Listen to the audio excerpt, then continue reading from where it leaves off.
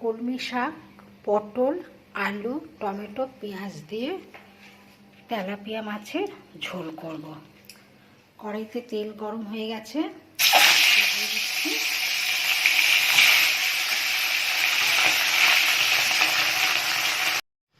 মাছটা ভেজে তুলে নিয়েছি।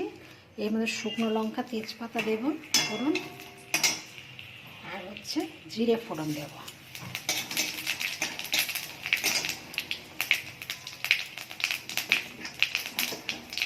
এবারে সবজিগুলো দিয়ে দেবো।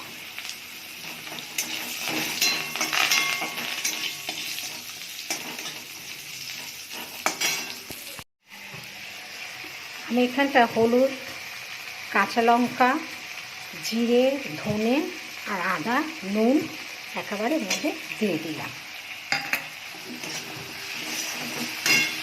দিয়ে আমি সামান্য একটু জল দিচ্ছি।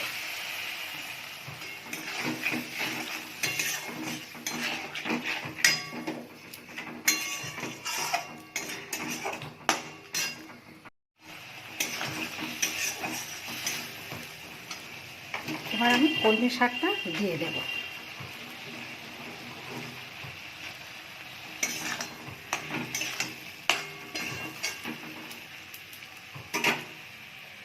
দিয়ে আমি ঢাকা দেব।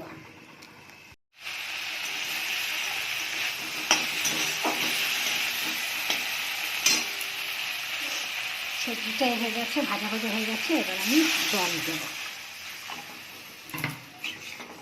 জল দিয়ে দেব। ফুটলে মাছটা দিয়ে দেব। ঝোলটা ফুটে গেছে, আলুও সিদ্ধ হয়ে গেছে। এবার আমি মাছটা দিয়ে দিচ্ছি।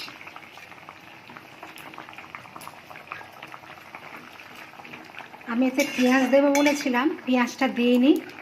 এটা জিরে, আদা, ধনে বাটা দিয়ে একটু পাতলা করে ঝোল করছি, কারণ গরমকালে খুব ভালো লাগে, উপকারও, খেতেও ভালো লাগে এবং উপকার। যার জন্য আমি কাঁচা লঙ্কা দিয়েই করেছি। একটু ঢাকা দিই। মাছের ঝোলটা হয়ে গেছে, গ্যাস আমি বন্ধ করে দিলাম। কলমি শাক দিয়ে মাছের ঝোল হয়ে গেছে।